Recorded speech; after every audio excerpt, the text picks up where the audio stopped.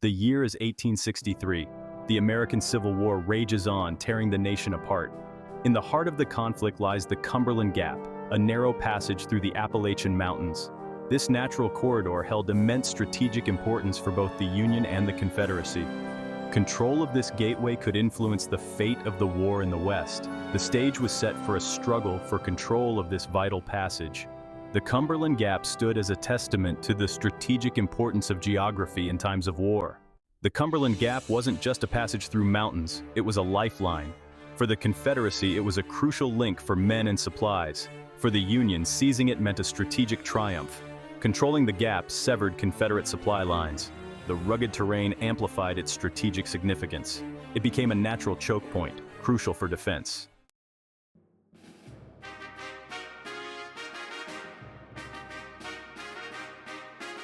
Leading the Union charge toward the Cumberland Gap was Major General Ambrose Burnside, a man known for his distinctive sideburns and his unwavering determination. A West Point graduate and a veteran of the Mexican-American War, Burnside had already made a name for himself in the Civil War, participating in key battles like Antietam and Fredericksburg. My performance at Fredericksburg may have drawn criticism, but I remain a capable and determined commander, eager to prove myself and secure a decisive victory for the Union. In the summer of 1863, Burnside received orders to take command of the Department of the Ohio, a vast area encompassing parts of Kentucky, Ohio, and eastern Tennessee. His primary objective: capture the vital city of Knoxville, Tennessee, a key Confederate stronghold and transportation hub. The road to Knoxville, however, ran directly through the heavily fortified Cumberland Gap. Burnside faced a challenging task. The Confederate forces holding the gap, though outnumbered, were deeply entrenched and determined to defend their position. Moreover, the rugged terrain surrounding the gap posed significant logistical challenges for the Union Army. Burnside, however, was undeterred, recognizing the strategic importance of both Knoxville and the Cumberland Gap. He began to formulate a plan that would test his strategic acumen and the mettle of his troops.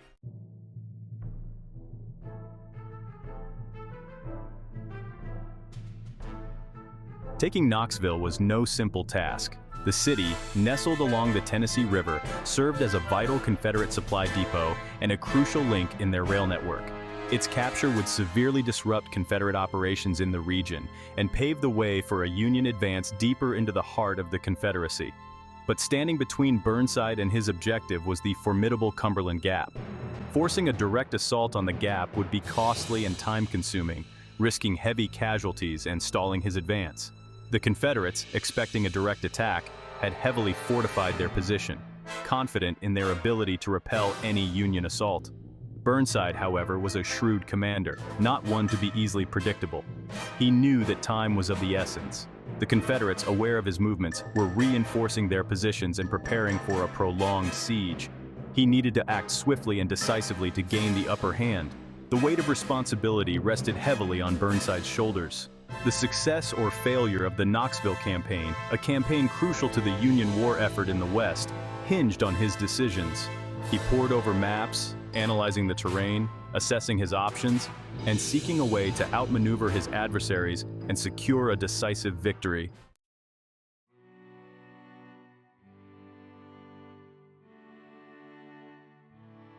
Time was not on Burnside's side.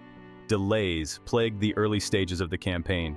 Gathering supplies, coordinating the movement of thousands of troops, and contending with logistical nightmares in the unforgiving terrain slowed the Union advance. Every passing day gave the Confederates more time to strengthen their defenses and prepare for Burnside's arrival. Adding to Burnside's woes were the challenges of coordinating with other Union forces operating in the region. Communication was slow and unreliable, often hampered by the vast distances and the rugged terrain. Misunderstandings and misinterpretations of orders could prove disastrous, potentially jeopardizing the entire campaign. Moreover, Burnside had to contend with the constant threat of Confederate cavalry raids. These swift and unpredictable attacks targeted Union supply lines, disrupted communication, and sowed confusion and fear among his troops. The Confederates, masters of guerrilla warfare in this rugged terrain, used their knowledge of the land to their advantage, striking quickly and disappearing into the dense forests before Union reinforcements could arrive. Faced with these mounting challenges, Burnside refused to succumb to despair. He understood the importance of adapting to the ever-changing circumstances of war. He knew that a flexible approach, coupled with bold decision-making, would be crucial to overcoming the obstacles in his path and achieving his objectives.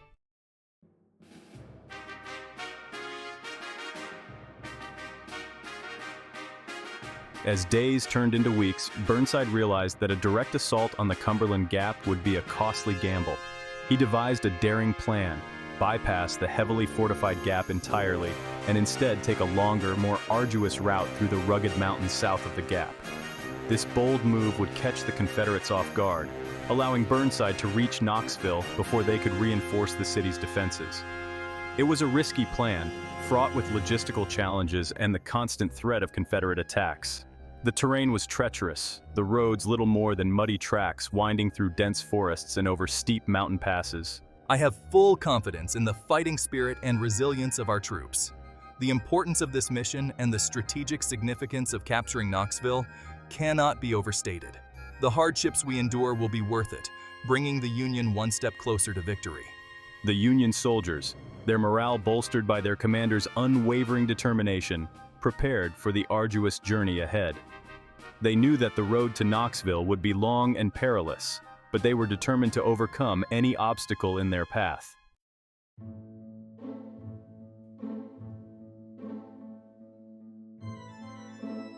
To further enhance his chances of success, Burnside devised a clever deception.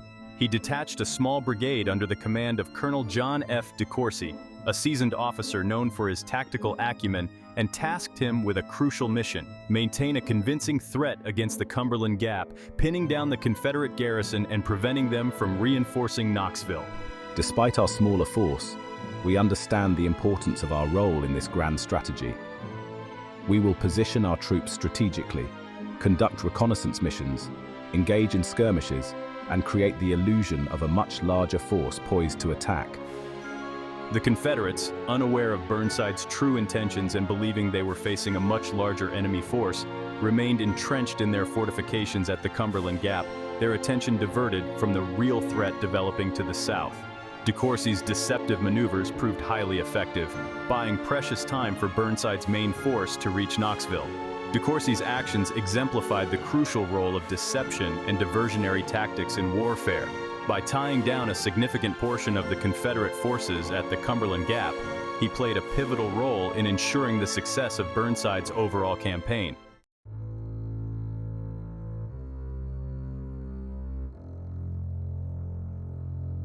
While DeCourcy kept the Confederates occupied at the Cumberland Gap, Burnside's main force embarked on their grueling trek through the rugged mountains south of the Gap. The journey was arduous, testing the limits of human endurance. The men marched for days on end, often in sweltering heat or torrential rain, their uniforms soaked with sweat and mud. The terrain was unforgiving. Steep, winding trails replaced established roads. Dense forests, thick with undergrowth, hampered their progress. Rivers and streams, swollen by heavy rains, had to be forded, often with the men wading through chest-deep water, their supplies held high above their heads. Despite the hardships, the morale of the Union soldiers remained remarkably high. They understood the importance of their mission and were determined to overcome any obstacle in their path. They sang songs, shared stories, and looked out for one another, their camaraderie a source of strength and resilience. Burnside, ever the visible leader, shared in his men's hardships. He marched alongside them, ate the same rations, and slept under the same open skies. His presence, his unwavering determination, inspired his troops and instilled in them a sense of confidence that they would ultimately prevail.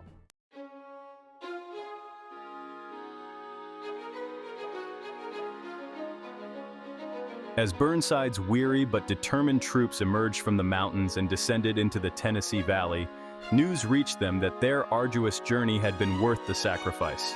DeCourcy's deception had worked.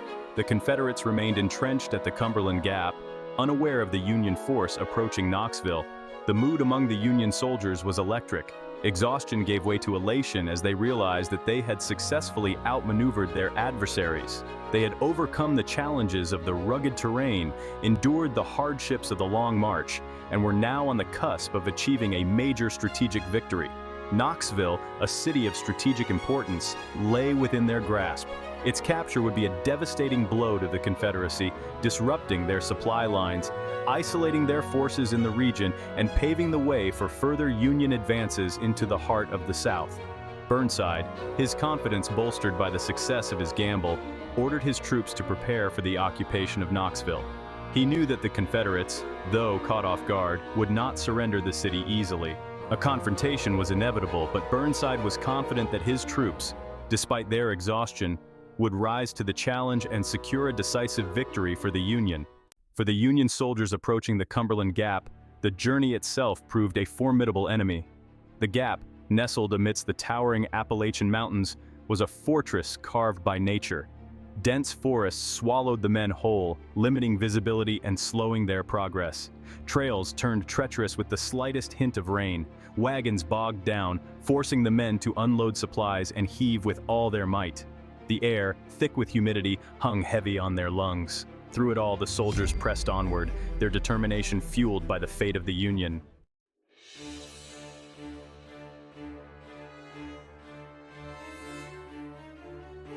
Miles away from the main Union force, Colonel DeCourcy and his brigade faced challenges. DeCourcy knew that maintaining the illusion of a larger force was paramount. Every campfire, every patrol, every burst of gunfire had to convey the impression of a formidable army. DeCourcy employed every trick in his arsenal. He ordered his men to build numerous campfires at night. Small patrols fired shots before disappearing into the foliage. Drummers and buglers practiced, amplifying the impression of a large army. The Confederates could only guess at the true size of the force.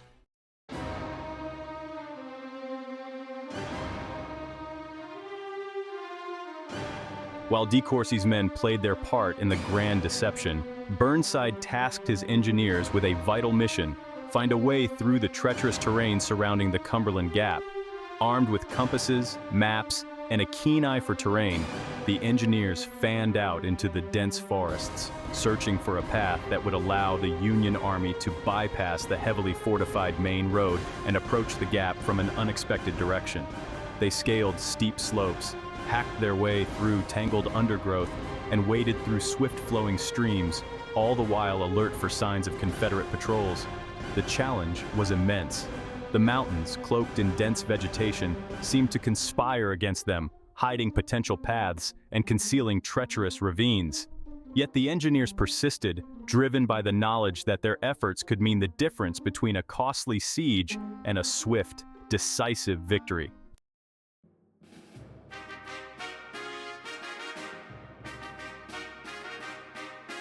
Within the Confederate lines at Cumberland Gap, Brigadier General John W. Fraser and his men braced themselves for the inevitable Union assault. Confident in the natural strength of their position, bolstered by their fortifications, and fueled by a fierce determination to defend their homeland, they prepared for a siege. Every able-bodied man, regardless of age or experience, contributed to the defense. They dug trenches, erected barricades, and positioned artillery pieces to cover every avenue of approach. Trees were felled to create abatis, their sharpened branches forming a deadly obstacle course designed to slow any Union advance. Supplies, though limited, were carefully rationed, and every effort was made to conserve ammunition and resources. The men drilled tirelessly, perfecting their marksmanship and rehearsing their defensive maneuvers. Despite the constant threat of attack and the knowledge that they were outnumbered, the Confederate defenders remained resolute.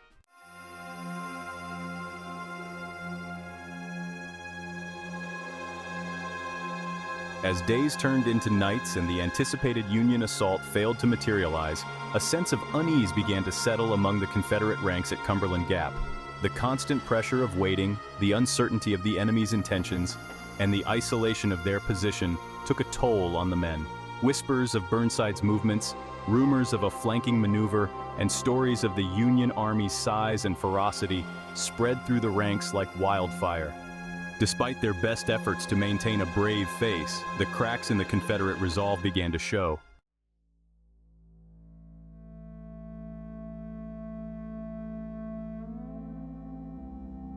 Recognizing the precariousness of his situation, General Fraser dispatched a desperate plea for reinforcements to his superiors. He outlined the growing strength of the Union forces, the dwindling morale of his men, and the dire need for supplies and fresh troops to withstand a prolonged siege. If reinforcements do not arrive soon, we risk losing the Cumberland Gap, a critical stronghold. The morale of my men is faltering, and our supplies are nearly exhausted. We need immediate assistance to hold our position. His pleas, however, fell on deaf ears. The Confederate High Command, already stretched thin, could spare neither the men nor the resources to reinforce Fraser's beleaguered garrison. The Confederacy, it seemed, was fighting a losing battle on multiple fronts, and the fate of the Cumberland Gap now hung precariously in the balance.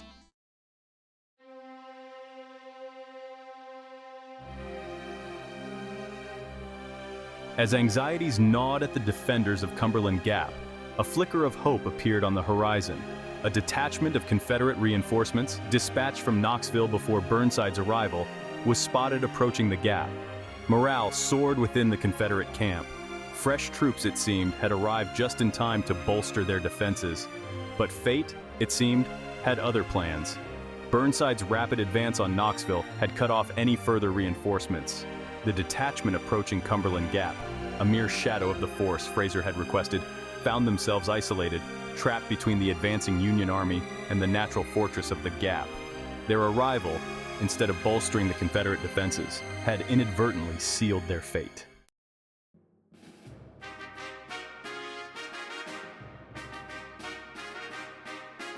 With Knoxville secured and the Confederate garrison at Cumberland Gap effectively isolated, Burnside received news that shifted his strategic priorities. Word reached him of a major Confederate offensive building near Chattanooga, Tennessee, a strategic location threatening Union control of vital rail lines. Recognizing the potential danger this new threat posed, I made the difficult decision to shift my focus away from Cumberland Gap. Leaving a small force under General Shackelford to maintain the blockade of Cumberland Gap, Burnside ordered the bulk of his army south to confront the growing Confederate threat near Chattanooga.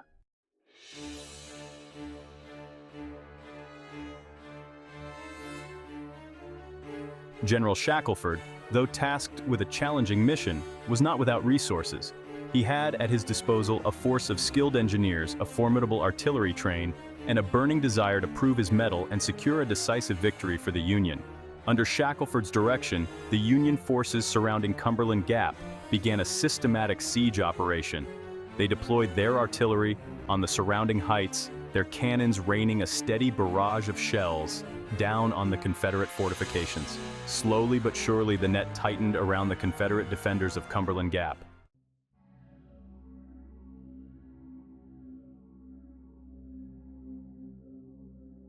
With his supplies dwindling, his men exhausted, and the relentless Union siege closing in, General Fraser faced a grim reality. To remain at Cumberland Gap meant certain capture. Fraser, a resourceful and determined commander, devised a daring plan: a nighttime evacuation of Cumberland Gap. Under the cover of darkness, he would attempt to slip his men past the Union siege lines and escape into the rugged mountains. It was a risky plan, fraught with danger. The Union forces held the high ground, their artillery commanded every approach. But with no other viable options available, I decided to stake the lives of my men on this desperate gamble. He believed that the darkness, their knowledge of the terrain, and a bit of luck might just be enough to save them from capture.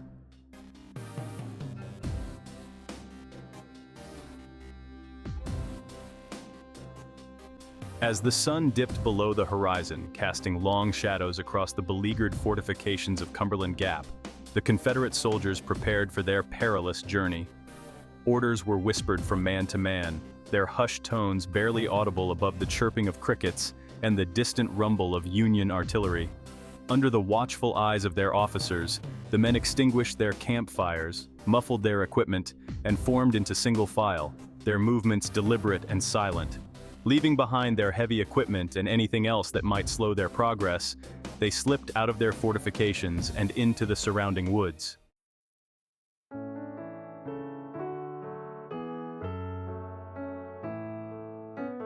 As dawn broke over the Cumberland Gap, Union soldiers cautiously approached the Confederate fortifications, their rifles at the ready, prepared for a fight that would never come. The silence that greeted them was deafening. Gone were the sounds of Confederate pickets, the crackle of campfires, the defiant yells of men preparing for battle. The fortifications, once teeming with activity, stood eerily empty, the only evidence of the Confederate presence the abandoned cannons and scattered equipment. Word quickly spread through the Union ranks. The Confederates had vanished. The Union flag, a symbol of hope and freedom, rose triumphantly over Cumberland Gap. A bloodless victory secured not through force of arms, but through strategic brilliance and tactical cunning.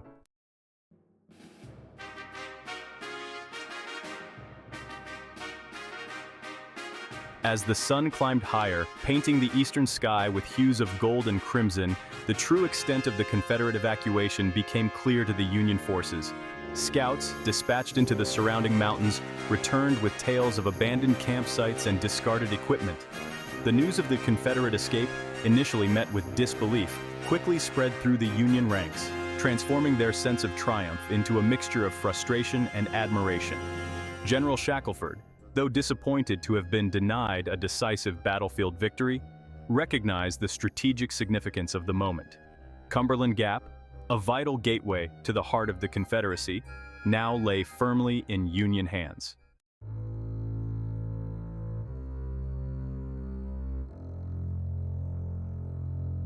With a determined glint in his eye, Shackelford ordered a portion of his force, comprised of the most seasoned cavalry and infantry units, to pursue the retreating Confederates. Their mission to maintain contact with the enemy, harass their rearguard, and if the opportunity arose, engage them in battle. The Union pursuit, though hampered by the rugged terrain and the Confederates' head start, was relentless. Small skirmishes erupted as the Union forces caught up with the Confederate rearguard, delaying their progress and inflicting casualties. The pressure, both physical and psychological, began to take its toll on the retreating Confederates, their hopes of a clean escape fading with each passing mile.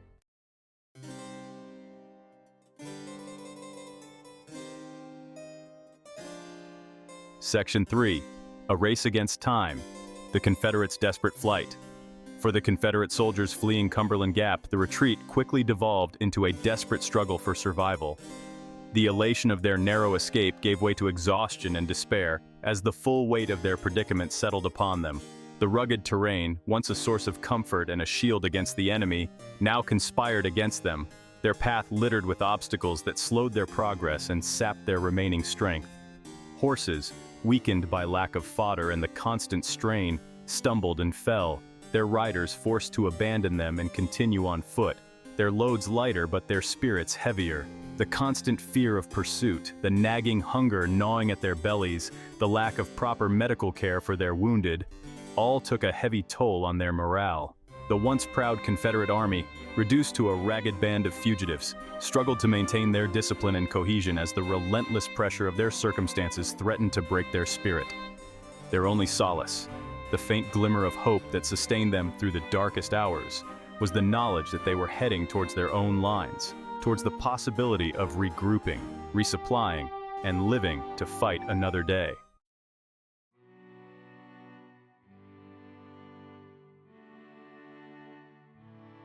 Section 4. Surrender at last. Fraser's difficult decision. Fraser's army stumbled into the Tennessee Valley, facing a new dilemma. The path to safety was blocked by General Burnside's advancing Union army. Trapped, Fraser had a heart-wrenching decision to make. He could fight a suicidal last stand or surrender to save his men. After a long night, I decided to surrender. Further resistance meant needless bloodshed. Fraser sent word to General Shackelford, offering surrender. The news was met with relief and respect by the Union commanders.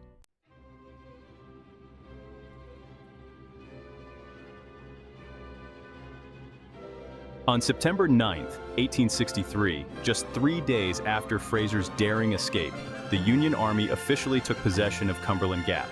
The victory, though achieved without a pitched battle, was a significant strategic triumph for the Union cause.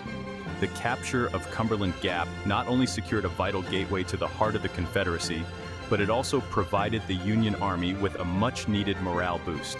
The bloodless nature of the victory, a rarity in the brutal reality of the Civil War, was hailed as a testament to the strategic brilliance of General Burnside and the tenacity of the men under his command. The capture of the Gap also had significant practical implications for the Union war effort.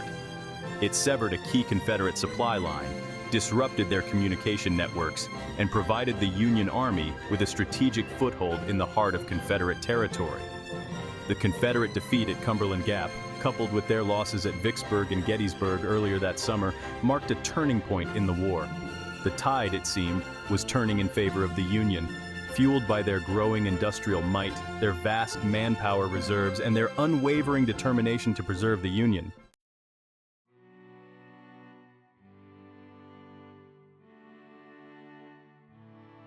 The Battle of Cumberland Gap, though a bloodless affair, stands as a testament to the strategic importance of geography, the power of deception, and the often unpredictable nature of war. It was a victory achieved not through brute force, but through a combination of cunning perseverance and a bit of luck. The fall of Cumberland Gap, coupled with other Union victories in the summer of 1863, marked a turning point in the Civil War, shifting the momentum in favor of the Union and setting the stage for their eventual victory. As we reflect on the events at Cumberland Gap, we are reminded that victory on the battlefield is not always measured in casualties inflicted, but in strategic objectives achieved. And sometimes, the greatest victories are those won with the least amount of bloodshed, where cunning and determination triumph over brute force. The story of Cumberland Gap serves as a reminder that even in the darkest of times, when hope seems lost and defeat appears inevitable, the human spirit, fueled by courage, ingenuity, and a belief in a cause greater than oneself, can overcome seemingly insurmountable odds.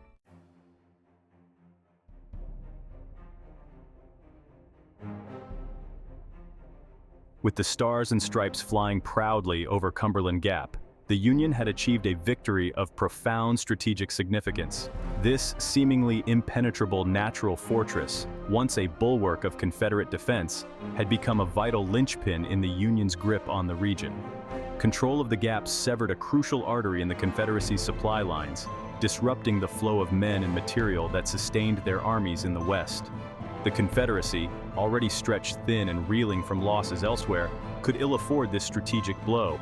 Moreover, the capture of Cumberland Gap provided the Union with a secure base of operations deep within Confederate territory. From this strategic vantage point, they could launch further offensives into the heart of the South, threatening vital rail lines, industrial centers, and the Confederacy's ability to wage war. The fall of Cumberland Gap, though a bloodless affair, sent shockwaves through the Confederacy. It served as a stark reminder of their vulnerability, a harbinger of the Union's growing strength, and a foreshadowing of the difficult days that lay ahead.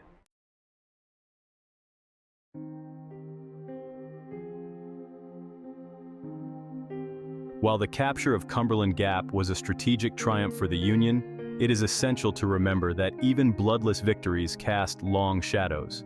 Behind the lines of triumphant blue and the celebratory cannon fire lay the human cost of war, a cost borne by both sides of this tragic conflict. The soldiers who fought for control of Cumberland Gap, both Union and Confederate, were more than just names on a battlefield roster. They were fathers, sons, brothers, friends, individuals with hopes, dreams, and families eagerly awaiting their return. For those who marched away to war, many never to return, the Cumberland Gap campaign exacted a heavy toll. The grueling marches, the constant threat of disease, the psychological strain of combat, all left their mark on the men who endured them, regardless of which side they fought for. And for those who survived the fighting, the memories of those lost, the horrors witnessed, and the scars, both visible and invisible, would remain long after the guns fell silent, a poignant reminder of the enduring cost of conflict.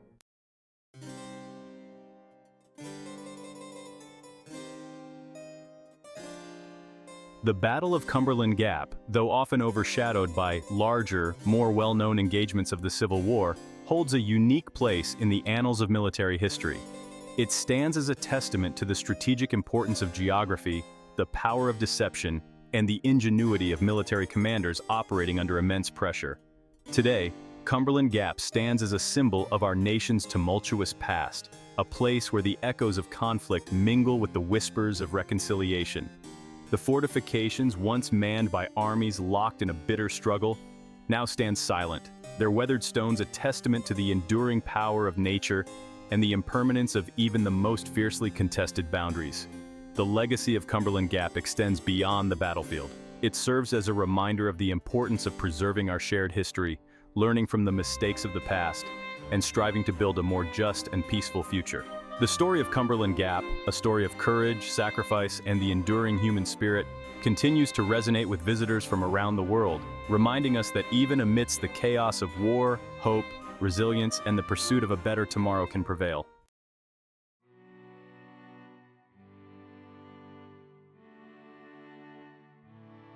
As we stand here today, amidst the serene beauty of Cumberland Gap, it's hard to imagine the drama, the tension, the fear that gripped this place over 150 years ago.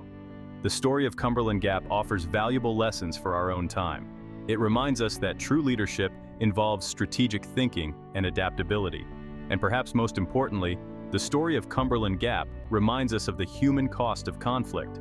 Let the story of Cumberland Gap serve as a beacon of hope, a reminder that the human spirit can overcome challenges.